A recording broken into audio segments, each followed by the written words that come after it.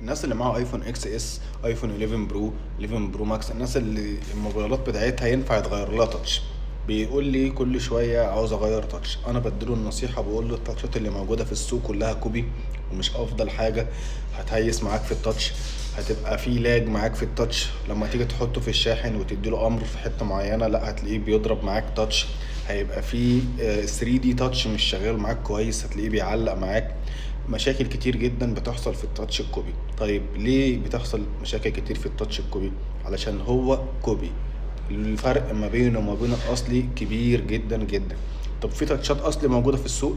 حاليا مفيش تاتشات اصلي موجوده في السوق، قليل قوي لو لقيت تاتش اصلي موجود في السوق. طب تعالى اوريك الفرق ما بين الكوبي والاصلي اهو. ده تاتش ايفون اكس اس، الفلاته بتاعته اهي. ده سمك التاتش، يا رب يكون واضح معاكم، مش عارف هيبقى واضح ولا لا. التاتش حرفيا عامل زي السكرينه، السمك بتاعه عالي عامل زي السكرينه.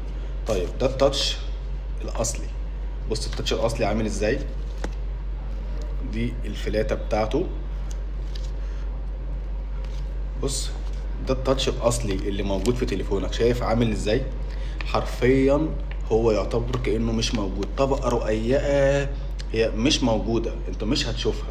فتخيل ان ده الاصلي اللي ولا بيعمل لاج ولا هو على الشاحن، 3 دي تاتش شغال معاك كويس ما بيعلقش، وهو ما بيضربش تاتش، مفيش اي مشاكل هتحصل معاك في التاتش.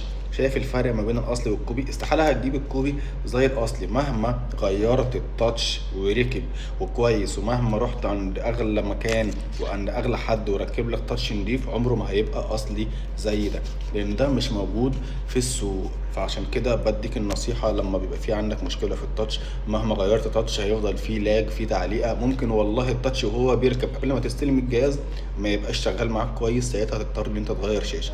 فانا نصيحتي اغير شاشة على طول، طالما ما فيش تاتش اصلي زي ده اغير الشاشة على طول، لان هو ده التاتش اللي هيجيلك موجود في السوق بالعلم.